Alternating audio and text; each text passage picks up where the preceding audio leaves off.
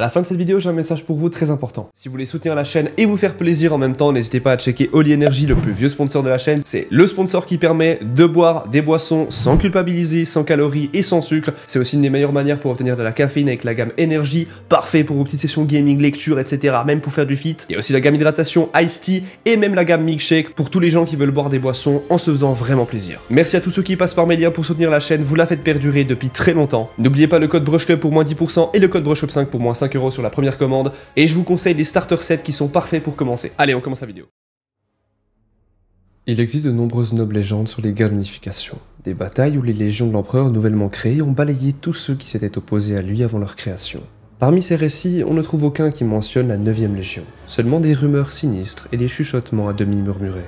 Là où les premières compagnies des autres proto-légions se sont battues à Albiana, en Indonésia et en Franc, aux côtés des guerriers tonnerres, la 9ème était absente, se voyant attribuer un rôle aussi vital que répugnant. La vieille 9ème Légion a servi l'empereur comme un brasier sert un général sur le champ de bataille. Elle n'a pas conquis, mais plutôt ravagé, grandissant et se développant au fur et à mesure, une arme qui ne pouvait être dirigée ou contrôlée, seulement endurée. Peu nombreuses, les premières légions se sont battues comme de simples et puissants avant-gardes, un poignard tranchant à côté du marteau émoussé qu'étaient les armées d'unification. Elles étaient le point d'appui sur lequel les batailles tournaient, le point de contrôle, menant des combats à petite échelle par des frappes de précision et des raids audacieux. La 9ème Légion a été réalisée sous une autre image. Mais dans son premier jour, elle était parmi les plus grandes des proto-légions, et quand elle faisait la guerre, c'était comme l'arrivée soudaine d'un tsunami, balayant toute l'opposition dans une rafale d'agression brutale. Elle s'est rapidement retrouvée déployée dans les zones de guerre les plus dangereuses, dans ces régions maudites ravagées par les radiations et des souches chimiques de la vieille nuit. Des endroits où seules les races les plus corrompues, mais aussi les plus avilissantes de l'humanité vivaient encore. Dans les terres désolées qui existaient en dehors de l'histoire, elle tenait la ligne, seule et inaperçue, pendant que l'empereur menait ses grandes conquêtes. Ce triste sort n'était pas un accident, ni un choix arbitraire fait par un général lointain, car chacune des légions s'était vue attribuer par l'empereur des outils génétiques pour remplir les rôles qui leur étaient dévolus. Et la 9ème ne fit pas exception. Alors que les autres légions ne prenaient que les meilleurs recrues, les princes et les champions parmi les nations conquises de la vieille terre, et n'avaient que peu d'initiés, la 9ème légion accueillait les ordres de déposséder et de briser, et faisait d'eux une armée d'anges. Marquée par tant de longues générations embourbées dans les zones irradiées et les forteresses englouties des terres sauvages empoisonnées de Terra, ces créatures n'étaient plus entièrement humaines, mais des bêtes ayant subi d'horribles mutations que les tyrans de la vieille terre avaient chassées et persécutées. Pourtant, de ces matériaux de base est née une race de légionnaires Astartes uniformément grande et juste, dont les traits étaient sculptés dans une élégance sévère. Le modèle génétique unique du primarque de la 9ème Légion, encore inconnu à cette période, semblait favoriser les corrompus et les déformés, bien que la douleur qu'il infligeait aux personnes intronisées dans la Légion était plus que ce que la plupart pouvaient supporter. Comme ceux qui étaient affaiblis par des années d'exposition aux zones de radiation et aux poisons les plus horribles survivaient rarement à une telle épreuve. Le nombre de recrues qui ont enduré pour devenir les légionnaires Astartes de la 9ème était peu élevé.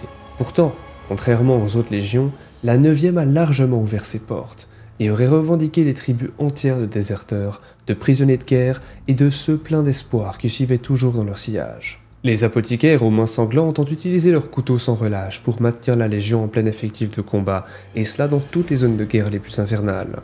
Et bien que la légende de la 9ème ait langui, ce ne fut pas le cas de ses rangs.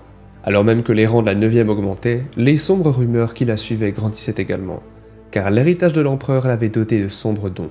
Ces dons devaient également lui permettre d'obtenir une nouvelle épithète, et cela parmi les rangs des armées mortelles de l'empereur, les mangeurs de morts. Car au lendemain de chaque bataille, les formes élégantes de la 9ème Légion hantaient le champ de bataille bien après la fin des combats, à la recherche des meilleurs parmi les morts, et se régalant de leur chair et de leur sang. De nombreuses victoires remportées pour l'unification de la vieille terre ont été entachées par la vue d'anges ensanglantés traquant les champions de l'ennemi tombés, ou même blessés à travers des champs étouffés par les cadavres. Et cela bien que peu de leurs détracteurs aient compris le but de cette sinistre fixation. Car cela aussi faisait partie du grand dessein de l'empereur. À travers les augmentations qui les avaient transformés, les membres de la 9ème Légion volaient le pouvoir de l'ennemi, absorbant son savoir et sa compétence en le faisant sien. Dans les lieux ignobles où la Légion combattait, seule et loin de toute aide, ce trait lui apportait des informations inestimables et préparant au combat même les recrues les plus violentes. Pourtant, la réputation macabre qu'elle avait acquise se répandit sur elle comme un linceul, salissant ses accomplissements. Elle avait été créée pour combattre des monstres, seule et dans les endroits les plus sombres, mais ce faisant, elle risquait de devenir un ensemble de créatures encore plus répugnantes que celles qu'elle combattait. Partout où la 9e Légion établissait son campement, les pèlerins suivaient, une vaste foule d'oubliés et de rebelles qui suivaient dépasser en nombre les guerriers de la Légion. Ils venaient pour se débarrasser des formes grossières qui avaient été leur fardeau et leur malédiction, l'héritage que leur avait accordé la longue nuit, pour se déchaîner et crier à la 9e Légion qu'ils pourraient être choisis pour renaître.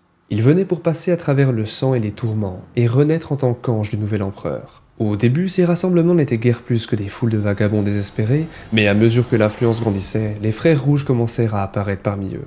Vêtus de cramoisis, ils chantaient les louanges de la 9e Légion, recueillaient les fragments d'armure et des douilles de bolt perdus que les légionnaires Astartes laissaient pour en faire des reliques. Ils ont tissé une coquille de religion et de mysticisme autour des anges de l'empereur, endoctrinant ceux qui venaient chercher la rédemption et mettant de l'ordre dans la foule.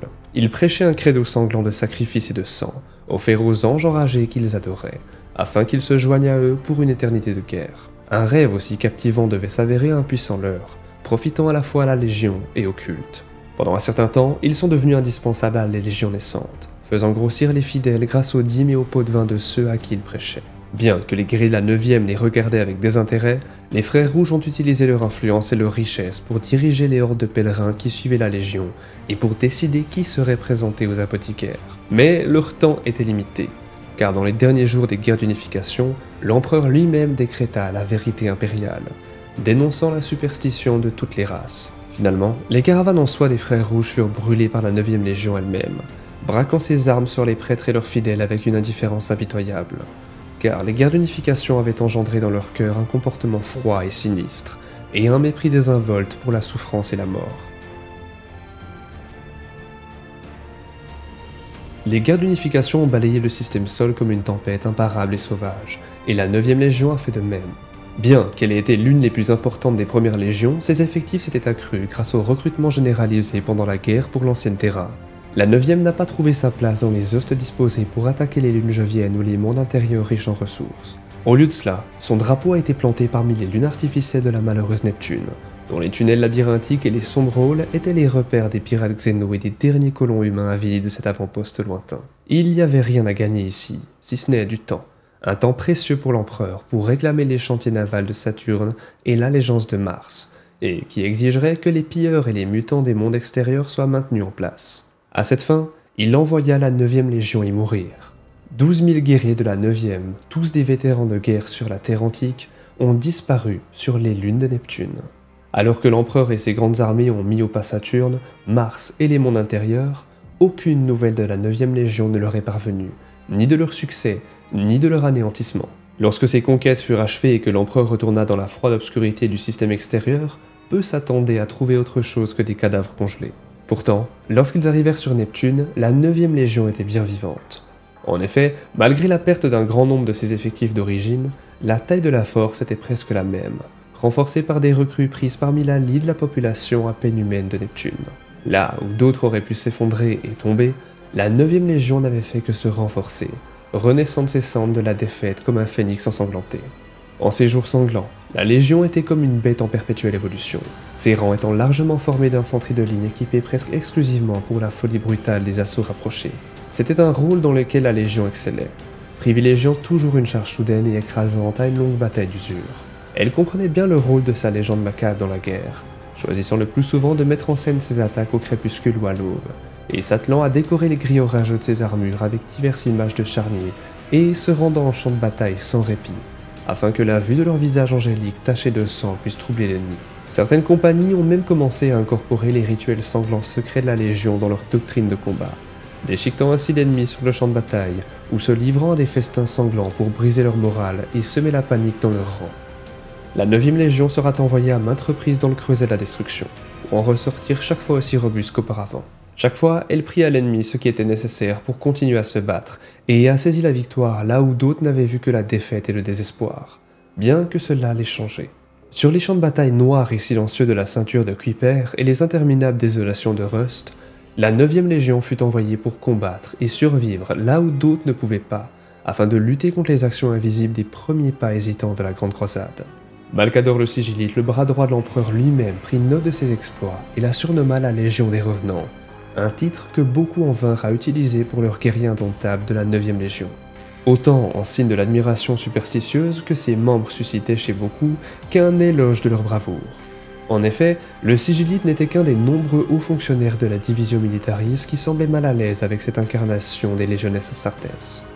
Il lui manquait le prestige ou la popularité dont jouissaient certains de leurs frères, comme la 8e Légion tant vantée ou la 16e Légion d'Horus.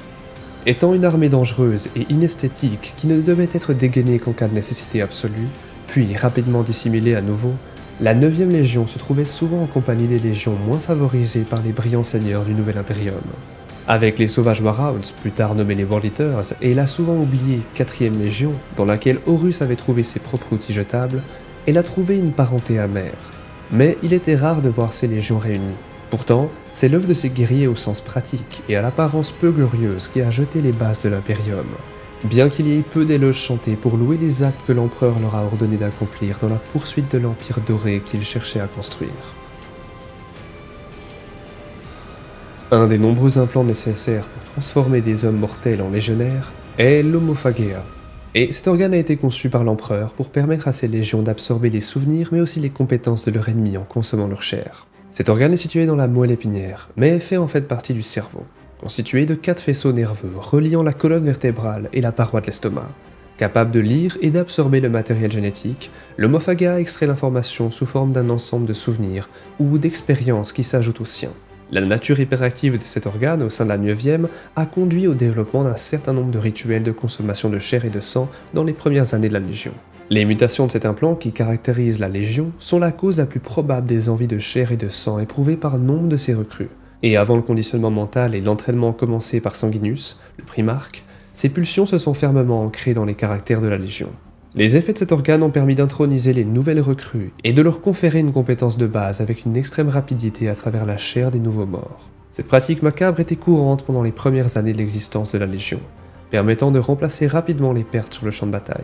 Pour cette raison, les apothicaires de la 9e étaient connus pour transporter d'importants stocks de gènes dans les zones de combat, prêts à récolter de nouvelles âmes après une victoire glorieuse ou une défaite ignominieuse.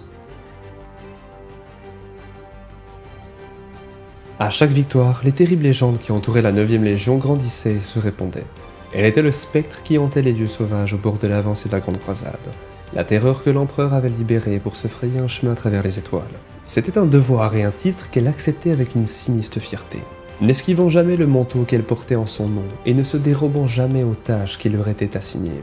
Chaque campagne était entreprise avec une fureur froide qui les distinguait des autres chiens d'attaque et des meurtriers envoyés par l'empereur. Un calme qui couvait une fin de sang et de mort aussi terrifiante qu'efficace. Une fois engagée dans la bataille, la 9e ne cédait pas, ne battait pas en retraite et ne pouvait pas être arrêtée. Elle se battait jusqu'à ce que l'ennemi soit complètement détruit et ne prêtait aucune attention à l'idée de pitié ou la nécessité de construire un empire plutôt qu'un cimetière.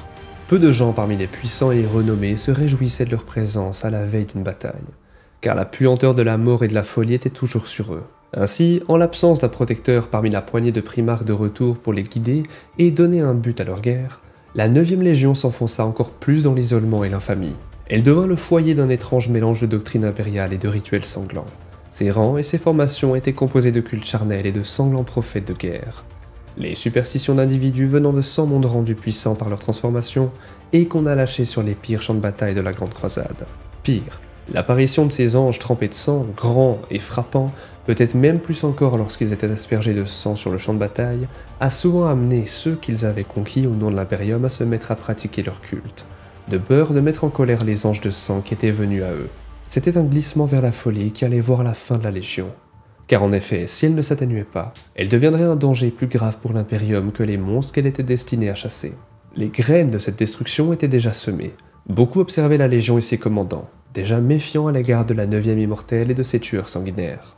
La 14e compagnie de la 9e Légion fut sanctionnée par Rogaldorn, le primarque des Imperial Fist, pour ses actions lors du second siège de Yarant, là où les guerriers de la 9e se sont mis à tuer et à consommer des prisonniers sur les murs de la forteresse afin de démoraliser tous les ennemis, ainsi que pour obtenir des renseignements.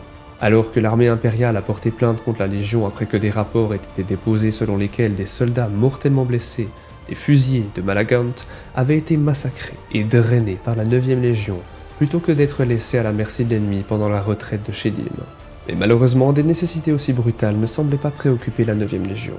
Brisée par les dictats de la guerre et les besoins de la Grande Croisade, la 9e était devenue un paria au sein de la confrérie des Légions. Elles se battaient maintenant en petites compagnies isolées, chacune d'entre elles encourageant sa propre marque distincte des cultes rouges qui se sont répandus en elles. Elles maintenaient toujours une force composée principalement d'infanterie de ligne et de troupes d'assaut, mais moins par opportunisme tactique et plus en raison de la réticence de la division militaris à leur fournir des armes et des munitions plus puissantes. Face à cela, la Légion se tourna de plus en plus vers ses propres méthodes macabres pour gagner des batailles, accordant plus d'importance à la victoire qu'au respect de leur père. La mère fierté de ce qu'ils considéraient comme la jalousie des autres les soutenait, mais servait également à les discréditer davantage. La 9e Légion se tenait sur le fil d'un rasoir. Elle était encore une pièce nécessaire, bien que sanglante, du plan de l'empereur pour conquérir la galaxie. Pourtant, cette conquête ne durera pas éternellement, et finalement, la 9e deviendra plus un fardeau qu'une bénédiction dans le nouvel âge d'or. Un décompte approchait pour la 9e Légion. Soit elle renaîtrait à nouveau, changée et non pas amoindrie comme elle avait été auparavant, soit elle serait supprimée et effacée de l'histoire. C'est à cette époque que la flottille d'éclaireurs de la Grande Croisade devait découvrir un monde de ruines et de déserts autrement insignifiant. Un monde dont les lunes avaient aussi leur propre légende d'un ange sanglant, un monde appelé Baal. La fierté de la 9e Légion était de tomber sur le champ de bataille, mais les archives de leur bravoure font souvent mention de la même poignée de guerriers et de champions. Certains commémorateurs et historiens ont pris cela comme l'indication d'une longue histoire de héros redoutables, allant même jusqu'à compiler ces archives en un certain nombre de strophes épiques, formant les entrées séparées en une seule légende. Pourtant, la véritable raison de la longévité de certains noms dans l'ordre de bataille de la 9e Légion était bien moins héroïque. Car depuis sa fondation, la 9e Légion avait opéré dans les conditions les plus extrêmes du champ de bataille, et la nécessité lui avait imposé un certain nombre de pratiques qui pourraient autrement être considérées comme monstrueuses. Car là où la Légion pouvait consommer les ennemis ainsi que les alliés, elle allait parfois jusqu'à consommer ses propres capitaines. Car chaque capitaine ou disciple tombé au combat était un puits de connaissances et d'expérience qui ne pouvait être perdu. C'était une marque d'honneur et de pragmatisme. Il était également admis que les recrues prenaient le nom de ceux dont elles avaient absorbé les compétences, et que les lieutenants prenaient les noms de leurs capitaines. La ressemblance de chaque membre de la 9e avec ses frères parfaits était telle que la plupart des étrangers ne remarquaient pas cette marque subtile d'immortalité. L'exemple le plus célèbre était celui de la figure qui aurait servi de premier et unique maître de la 9e Légion, autre que Sanguinius lui-même. Connu de l'histoire sous le nom d'Ishidio Zouros, ce guerrier est communément considéré comme ayant commandé la 9e de l'unité à la découverte de Baal à la fin de l'année M30. Pourtant, un examen plus approfondi des archives montre que ce nom est mort à de nombreuses reprises, pour être ensuite remplacé par un nouveau. Au fil du temps et des batailles passées, cette pratique est devenue une tradition honorée de la Légion, un rituel viscéral qui liait les survivants entre eux malgré leurs origines souvent disparates. Pourtant, autant qu'elle liait ceux de la 9e Légion les uns aux autres, elle les a éloignés de leurs frères de l'armée impériale et des autres légions. Dans les années qui ont précédé le retour de Sanguinius, les autres primarques étaient nombreux à exprimer leur dégoût pour les pratiques de la 9e Légion, bien qu'ils ne pouvaient pas contester leur succès sur le champ de bataille. Tel était l'héritage de méfiance et de barbarie que la 9e Légion portait en elle, un héritage pressé par la brutale nécessité de leur vocation. Pris dans l'étau tumultueux au nord du Maelstrom, Baal était un monde mort depuis longtemps, réduit en ruines et en désolation par les guerres de la Longue Nuit, et de plus longtemps oublié. Les premières flottes expéditionnaires l'avaient négligé comme cible de la Grande Croisade, car même s'il se trouvait le long d'un important courant warp stable, il ne possédait aucune valeur industrielle réelle et ne comptait que la population la plus ténue. Pourtant, c'est ici qu'en 843.M30 que l'empereur redécouvrit l'un de ses fils perdus, le primarque Sanguinius. Comme tant d'autres avant lui, Sanguinius avait apporté une paix violente à son monde d'adoption, en mettant de l'ordre dans les tribus primitives qu'il y avait trouvées, portées par ses propres idéaux et ses propres principes. Son héritage fut celui d'une conquête tempérée par la justice et le savoir, un chemin si différent de celui emprunté par la 9e Légion qui lui serait légué. Ayant prévu la venue de l'empereur en rêve, Sanguinius s'agenouilla devant son père sans hésitation ni retard, et devait apprendre les manières de faire la guerre aux côtés d'Horus lui-même, accompagnant le primarque et ses Luna Wolf pour voir comment se déroulait la guerre entre les étoiles et pour comprendre les fonctions du vaste impérium que l'empereur était en train de construire. Alors que Sanguinius forgeait un lien de confiance avec son mentor et frère, la 9e Légion fut convoquée pour assister à la rencontre de leur nouveau maître. Rassemblés à partir de zones de guerre éloignées à travers la galaxie, il fallut plusieurs mois pour que chaque groupe disparate de la 9e Légion soit retrouvé et rappelé. 2 ans et 4 mois plus tard, le rassemblement fut complet, et sur le monde déchaîné de Tegar, une armée de tueurs au visage d'ange s'était rassemblée, attendant avec impatience un nouveau massacre auquel participer. Les capitaines de la Légion des Revenants, les anges sanguinaires de la Grande Croisade, se sont rassemblés alors que les transporteurs Stormbird portant la Marthe et Luna Wolf descendaient de leur orbite. À l'intérieur s'y trouvait une troupe de guerriers vêtus de la couleur de la Légion d'Horus. Mais celui qui était à leur tête n'était pas Horus, bien que par sa nature il soit un vrai fils de l'empereur et l'un de ses primarques. De grandes ailes blanches se déployèrent et Sanguinus se révéla à ses fils. Ses traits sculptés étaient l'image même de ceux qui se pressaient autour de lui.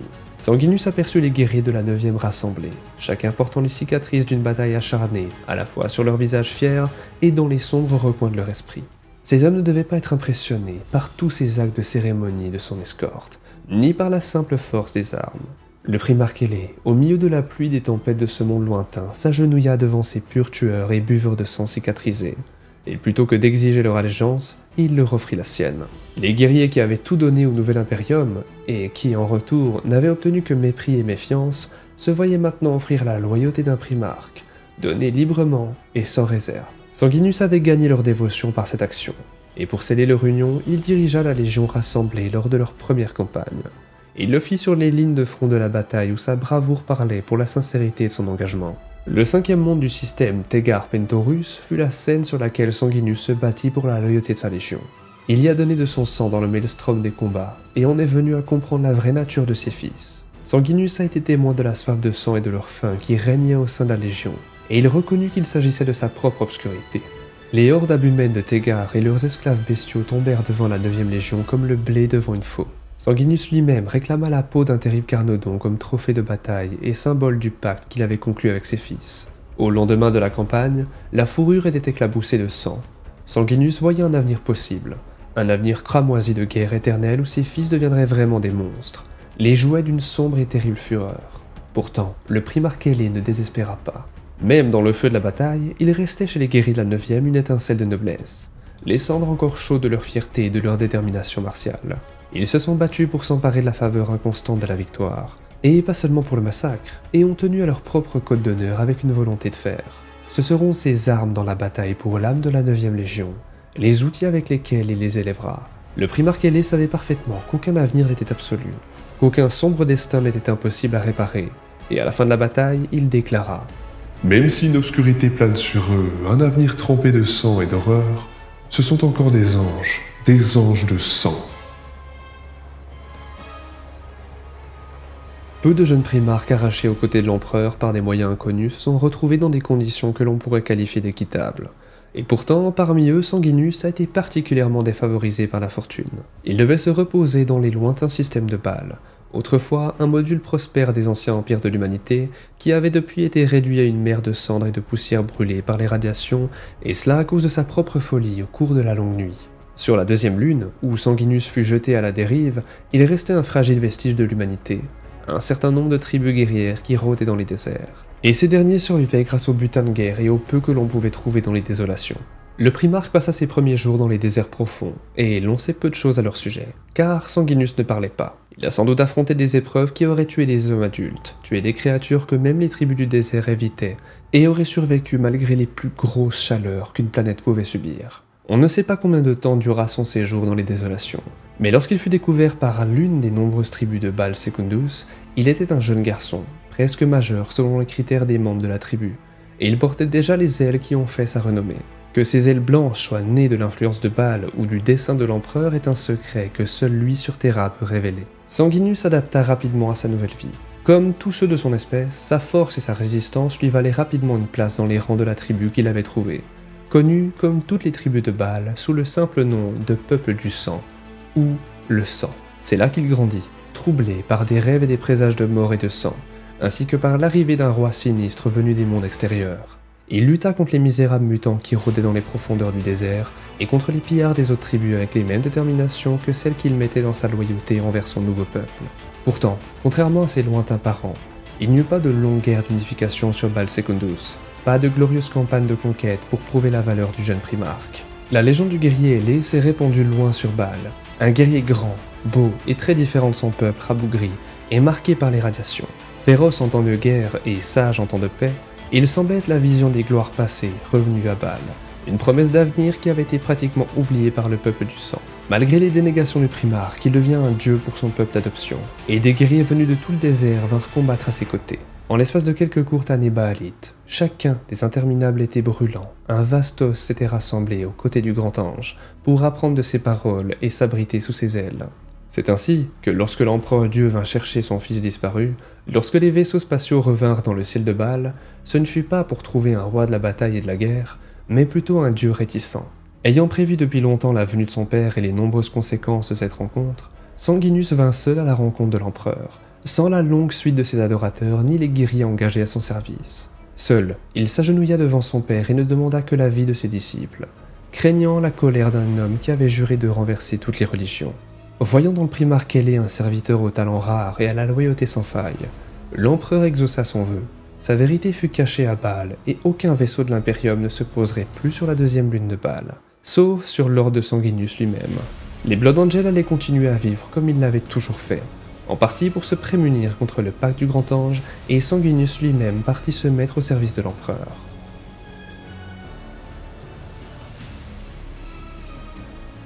Les nouveaux Blood Angels ne retournèrent pas en masse à Baal. Ce désert brûlant n'avait pas grand-chose à leur apprendre, plus que les ruines de Terra et d'un millier d'autres mondes morts. Au lieu de cela, Sanguinus demanda l'aide de son frère Horus, qui avait été son mentor et ami pendant ses premières années au sein de la grande armée de l'empereur. Divisant sa légion, son héraldique changea à la fois pour honorer le primarque et pour correspondre au nouveau nom qui leur avait été donné. Il mit chaque compagnie aux côtés de l'une des compagnies des Luna Wolf, et aux côtés de ces guerriers renommés, les Blood Angels allaient se battre pendant la décennie suivante, voir la chute d'innombrables mondes et la poursuite des campagnes de toutes sortes, de la simplicité brutale des guerres d'extermination à la subtilité mortelle des campagnes silencieuses et rapides de la purge. Dans l'ombre des Luna Wolf et des plus grands des primarques de l'empereur, les anciens combattants de la 9e acquérèrent une stature aux yeux de leur père et un nouveau sens de décorum. Chaque campagne fut une nouvelle épreuve, un test subtil choisi avec une grande perspicacité par les deux primarques pour penser les blessures infligées par le temps et le destin aux Blood Angels.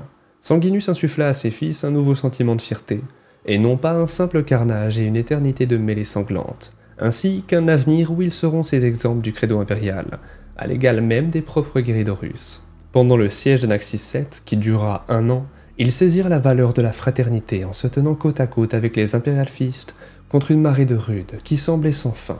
Sur Cambriol et Préalte, il leur enseigna la discipline lorsqu'ils combattaient avec les lames des Eldari, tandis que sur Kentorus Beta, ils apprirent la miséricorde, Sanguinus les conduisant à la pacification sans effusion de sang des colonies kentoriennes. À chaque bataille, la Légion se débarrassait d'une partie des stigmates de son passé, et faisait ses premiers pas hésitants sur une nouvelle voie. Désireux de se montrer dignes du serment que Sanguinus leur avait fait, les guerriers de la 9e Légion s'efforcèrent de mettre de côté la solitude maculée de sang qui avait jadis été l'armure de leur orgueil, et d'embrasser les nouvelles vertus que Sanguinus leur avait montrées. Et lorsque la 9e revint à Baal, elle n'était plus cette bête rude qui avait été autrefois chassée sur Terra, mais était maintenant une légion renaissante sous la forme plus appropriée de leur père aux ailes d'ange. Là, sur les sables de Baal, elle fut accueillie par les contingents du sang nouvellement levés et entraînés, les indigènes de ce système que Sanguinus lui-même avait élevé et éduqué dans les arts de la guerre. Les deux moitiés de la Légion furent réunies, les guerriers des deux camps se dispersant dans les nombreuses compagnies des Blood Angels afin de se renforcer mutuellement et d'affaiblir l'emprise du passé terrant de la 9e. La faim était restée une bête enchaînée, toujours prête à mener à la folie, attendant la chance d'être libérée à nouveau, mais grâce à la foi en leur primarque, elle a pu fermement se contrôler. Les Blood Angels aiguisèrent leur esprit et leur volonté, se consacrant à l'étude de la sagesse aussi bien que de la guerre. Ils devinrent aussi bien des érudits que des guerriers, et sous le regard approbateur de leur primarque ailé, ils ont mis de côté la barbarie qu'ils avaient jadis embrassée, et ont cherché à devenir une force digne de l'avenir pour lequel ils se sont battus. Au fil du temps, le passé des Blood Angels s'effaça des mémoires de ceux avec qui ils avaient combattu, la faim de sang n'étant devenue guère plus qu'un mythe, une histoire à moitié oubliée par des fantômes anciens autrefois liés au service de l'empereur. Les quelques membres de la Légion qui succombèrent une fois de plus à sa soif ou à la fureur noire qui suivit sur ses talons furent discrètement dissimulés, se voyant accorder la paix à l'empereur ou enfermés sur Baal. Les Blood Angels et leurs primarques se joignirent à la grande croisade en égo, ne créant plus aucun mépris, et suivirent l'appel à la guerre vers les étoiles. La nouvelle Légion, vêtue de cramoisi, était à la fois familière et avait fondamentalement changé de son caractère. Elle faisait toujours la guerre avec une fureur qui secouait les cieux, mais elle était désormais encadrée par une grande discipline et une intelligence vive. Elle préférait encore l'attaque de choc, une chute soudaine sur l'ennemi et sans avertissement, mais maintenant avec la volonté d'un primarque qui s'imposait à elle. Elle utilisait toute la panoplie de la technologie impériale. Ainsi, quand les anges venaient, ils tombaient du ciel comme une pluie de feu, 1000 lumières brûlantes contre le ciel naissant. la colère de l'empereur lui-même prenant une forme cramoisie. Ce n'était pas non plus l'étendue de leurs compétences, car bien que l'assaut soudain ait été leur tactique préférée, ils connaissaient maintenant parfaitement la valeur de la fausse retraite, de la ligne de tir et d'une centaine d'autres stratagèmes. Elle était une légion à part entière, bien plus que la simple matraque qu'elle avait été autrefois. Et c'était peut-être la preuve la plus vraie du plan de l'empereur pour ces légions, qu'avec leur primarque, elles devenaient entières. Elles devenaient une arme totalement équipée, bien plus que la somme de leur héritage génétique et des dures leçons de l'unification. Tantôt un don, tantôt une malédiction. Le père ailé des Blood Angels faisait partie du petit nombre des primarques capables d'entrevoir ce qui allait se produire, une parcelle du talent détenu par leur propre père, l'empereur en personne. Grâce à ses visions, il voyait beaucoup de choses, des échos d'avenir sombres et de destins sinistres qui hantaient ses rêves et le poussaient à agir d'une manière qui paraissait souvent étrange à ses frères. Il ne pouvait pas guider sa vue, la diriger pour qu'elle voie ce qu'il voulait, elle lui parvenait de manière peu fiable, sans qu'il puisse la contrôler ou la voir. Elle le narguait avec ses prémonitions funestes, l'assaillait de doute sur ses choix, et pourtant pour beaucoup elle était considérée comme un don. Mais en réalité c'était un fardeau porté par le primarque. Un primarque isolé, car de ses propres fils, presque aucun n'avait hérité de ce talent. De la poignée de ceux qui l'ont hérité, ce n'était guère plus qu'un fragment, une minuscule parcelle de vue. Les plus connus de ces talents étaient ceux qui prévoyaient un seul moment de l'avenir avec une clarté absolue, celui de leur propre mort. Ces guerriers étaient connus dans les rangs de la Légion sous le nom de délaissés, car ils avaient une vision fataliste et sinistre, cherchant toujours les signes de leur dernier jour. La malédiction de la clairvoyance était telle qu'elle n'apportait ni réconfort, ni réponse, mais seulement de la tristesse, de la douleur et des doutes. Au plus fort de la Grande Croisade, 1000 fois 1000 mondes ont été amenés dans les girons de l'Imperium. Des milliards d'hommes sous les armes ont combattu au nom de l'Empereur et des légendes qui perdureront bien au-delà d'une courte durée de vie.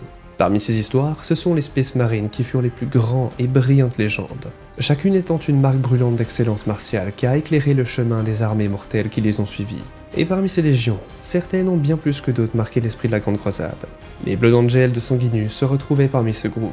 La vitesse de leur avancée, le spectacle de leur assaut et la crainte que leur apparence inspirait ont fait d'eux des sujets privilégiés des commémorateurs qui suivaient les flottes. Ils se sont livrés à la plus noble des campagnes, en se déchaînant sur la plus vile des créatures qui se cachaient dans l'obscurité du vide, et ont été chargés de la libération de ceux qui souffraient sous le fouet de l'alien. Ils ont tué des monstres et ont mis en sécurité les mondes lointains de l'humanité. Et ceux qui les ont libérés ont vu en eux de véritables anges descendre des cieux pour leur venir en aide. Parmi leurs congénères, ils ont également été très appréciés, en partie pour les campagnes menées à leur côté au cours des années passées, pour leur habileté au combat et pour la magnanimité de leurs guerriers. Cependant, une grande partie de leur réputation et de la bonne volonté dont ils faisaient preuve provenait de la noble contenance de l'ange lui-même, car de tous les primarques de l'empereur, il était le plus aimé et le plus admiré. Les fils de l'empereur avaient souvent été une fraternité solidaire, mais beaucoup d'entre eux étaient rancuniers ou perpétuaient des rivalités entre leurs proches.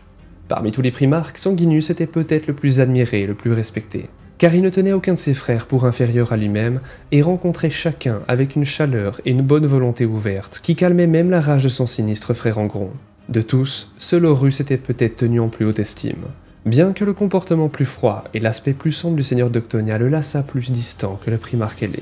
Sanguinus était le bienvenu dans les cours des mondes, des trônes exotiques des colonies lointaines aux chambres baroques des royaumes lointains du Mechanicum. Il incarnait la fierté et l'optimisme de ces années dorées, où il semblait que personne ne pouvait se dresser contre les armées de l'empereur, et où la galaxie était mise à nu pour leur conquête.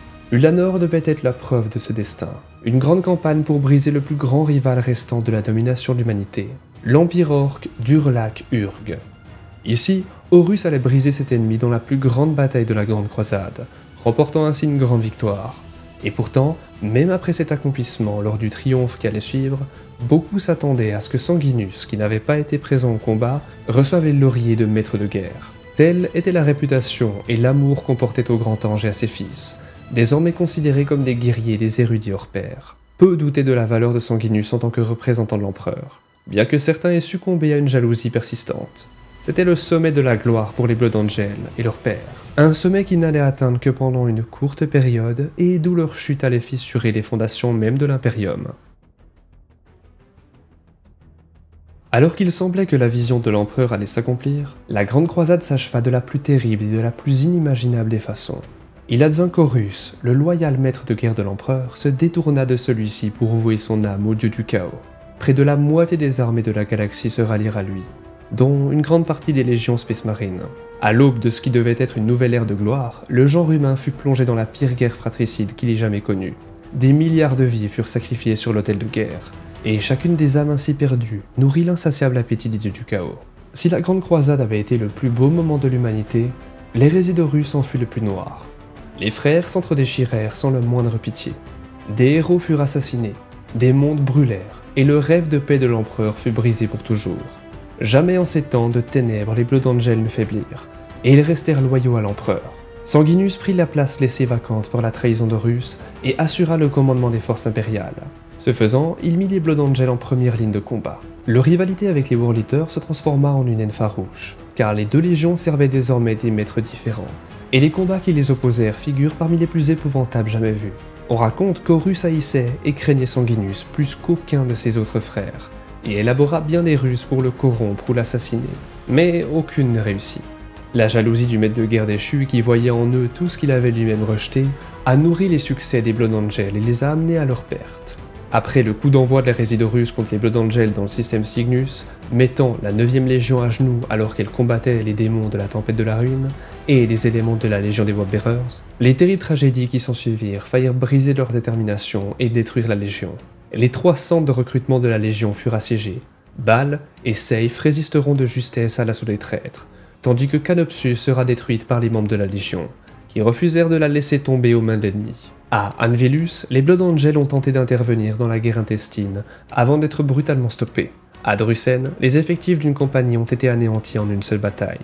Et à Paramar, leur stratagème a été déjoué par les Sons of Horus, ce qui aurait conduit à un désastre. Des milliers de légionnaires se battant dans des dizaines de zones de combat pensaient que leur légion était décimée et leur primarque mort. Pour eux, tout contact avec la légion fut perdu pour de longues années. Cependant, la nature de la 9ème était telle que ses fils ne se sont pas abandonnés au désespoir ni aux ténèbres, mais se sont relevés plus forts, sans jamais arrêter de se battre. La Légion a tenu bon, et avec le retour de Sanguinus de l'au-delà de la Tempête de la Ruine, elle a porté des coups durs à l'ennemi. À Beta Garmon, les Blood Angels forcèrent le maître de guerre à libérer toutes ses forces sous peine de perdre sa campagne, et aux abords de l'Étoile Dorée, ils châtièrent les Worldbearers pour leur perfidie. Sur les murs de Terra, ce sont Sanguinus et ses anges vêtus de pourpre qui ont incité les défenseurs assiégés à continuer au-delà du point de désespoir certain. Et c'est le grand ange lui-même qui aurait repoussé les forces des ténèbres à la porte de l'éternité. Quelle que soit la menace, et quel que soit son coût pour la Légion, les Blood Angels l'affronteront avec noblesse et férocité. Malgré la toute-puissance de l'empereur et les efforts de Sanguinus et des autres primarques, les forces d'Horus balayaient tout sur leur passage. Trop rapidement, l'empereur fut assiégé dans son palais de Terra.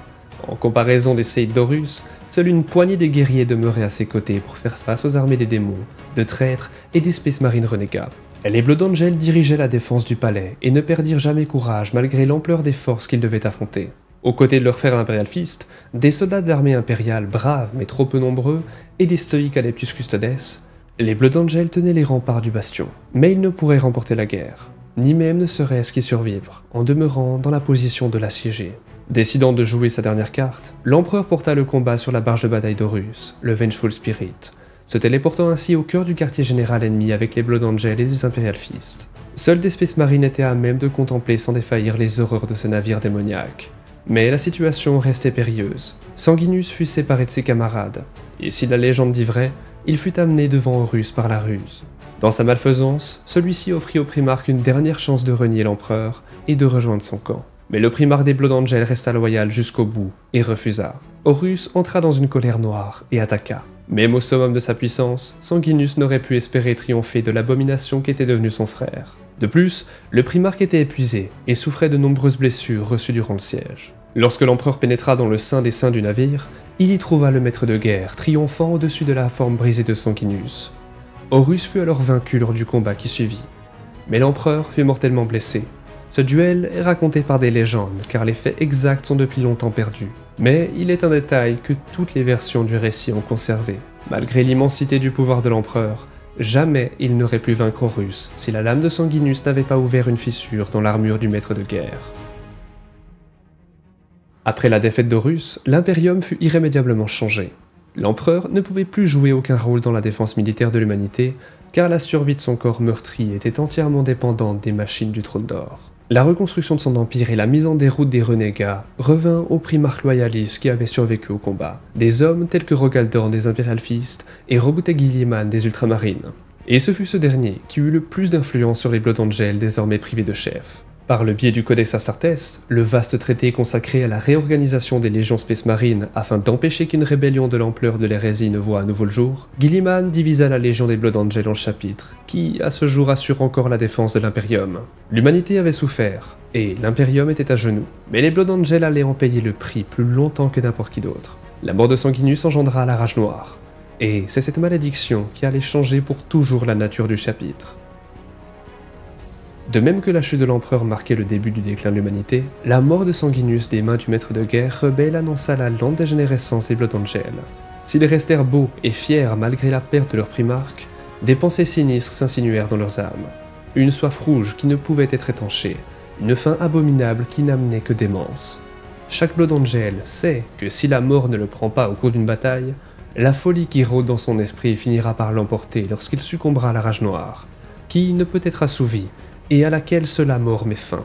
Il est donc peu étonnant que ce chapitre soit réputé pour son penchant pour le corps à corps, son mépris total du danger, car pour un Blood Angel, la perspective de la mort est préférable à la menace de voir son honneur souillé de l'intérieur. Mieux vaut une mort propre et vertueuse au combat que la terrible agonie de la folie. Il aurait été facile pour les enfants de Sanguinius de succomber à leur côté sombre en se détournant de la voie tracée par leur primarque, et par l'empereur. Mais le chapitre n'a jamais perdu sa foi, ni sa grâce. À ce jour, près de 10 000 ans après la mort de leur primarque, les Blood Angels défendent encore l'Imperium avec toute la vigueur et la bravoure dont ils faisaient déjà preuve à l'époque de Sanguinius. Mais le chapitre est à l'agonie, car chaque année, de plus en plus de frères de bataille succombent à la soif rouge, ou aux combats inégaux dans lesquels ils se jettent dans l'espoir d'échapper à son emprise fatale. Il se peut qu'un jour, dans les millénaires à venir, les Blood Angels ne soient plus qu'un nom dans les annales de l'humanité. Un souvenir chargé de récits de hauts faits et de victoires éclatantes. Et si cela doit advenir, les Blood Angels doivent veiller à ce que leur nom reste synonyme d'exploit et de dévouement, afin d'honorer leur dette envers leur primarque et l'empereur, mais aussi de servir d'inspiration à l'humanité lors des tristes jours qui l'attendront. C'est ainsi que les Blood Angels continuèrent de lutter contre l'ennemi de l'Imperium, maîtrisant la soif rouge par leur seule volonté. Malgré leur retard, les Blood Angels restent les plus loyaux des serviteurs de l'empereur. Le destin des Blood Angels sembla scellé lors des dernières années du 41e millénaire. Un raz-de-marée des Xénos voraces nommé Tyrannide s'abattit sur Baal, leur monde natal, et ses lunes jumelles Baal Prime et Baal Secundus. La nuée colossale d'outre-espace était une des vrilles de l'horreur aux proportions inimaginables de la flotte ruche Léviathan, composée d'innombrables organismes guerriers animés d'une faim insatiable. Le seigneur des Blood Angels, le commandeur Dante, rappela tous les guerriers disponibles afin de combattre pour Baal. Avec le renfort de plusieurs chapitres successeurs, les Blood Angels étaient déterminés à se battre jusqu'au dernier pour leur planète et ses lunes. La bataille fut démesurée, et une violence effroyable se répandit sur tous les fronts. Au cœur des déserts radioactifs de Baal, la forteresse monastère des Blood Angels fut assiégée par des vagues successives d'ennemis, tandis que sur Baal Prime et Secundus, les combats se faisaient de plus en plus désespérés. Les fils de Sanguinius tombèrent par centaines. L'heure semblait venue. À cet instant critique, la grande faille déchira la réalité, et lorsque les tempêtes warp se calmèrent, la flotte tyrannide avait fait place aux vaisseaux impériaux de la croisade Indomitus, menée par Roboute Guilliman lui-même. Les armées de l'Imperium vinrent en aide aux Blood Angels assiégés, et les Xénos furent enfin vaincus. Le temps de la restauration suivit celui des combats, et il s'accompagnait d'un espoir inattendu. La fin potentielle du déclin des Blood Angels et de leurs successeurs. Si vous êtes encore là, écrivez F Horus en commentaire, et je tenais juste à vous faire un message très important. Je tenais simplement à tous vous remercier pour l'engouement autour de la chaîne. Elle a jamais été aussi grande que ça, c'est un truc de malade, le nombre d'abonnements, le nombre de likes, de commentaires, les gens qui rejoignent le Discord, d'ailleurs n'hésitez pas aussi à le rejoindre, les gens qui s'intéressent juste à ce que je fais avec mon équipe, c'est un honneur, et je tenais aussi à vous remercier. C'est le mois aussi pour la prévention, pour la santé mentale des hommes, alors il faudrait évidemment en prendre soin toute l'année, que ce soit des hommes, des femmes, peu importe, on s'en branle. Ce que je veux vraiment dire, c'est juste que prenez le temps de ce mois, si vous avez quelqu'un de proche de vous, un mec qui a tendance à ne pas parler, malheureusement ce critère est très vrai, beaucoup d'hommes n'osent pas parler de leur santé mentale, alors je voulais juste vous faire ce petit rappel. Si vous parlez, ça veut pas dire que vous êtes faible, ça veut juste dire au contraire que vous êtes très fort. Soyez vulnérables, dites ce que vous pensez, ne soyez pas une nouvelle statistique, n'augmentez pas les stats qui sont déjà bien trop hautes. J'ai failli en être une de ces stats pendant très longtemps de ma vie, et c'est quelque chose que je combats encore parfois, alors je tenais à vous dire que vous n'êtes pas seul, et prenez soin de vous, de vos proches, surtout de votre santé mentale et physique comme d'habitude. l'Empereur vous protège, Ave Imperator. Si vous voulez soutenir la chaîne, tout est dans la description évidemment. Et surtout, prenez soin de vous. Et ça n'a pas de prix. Bonne journée à tous.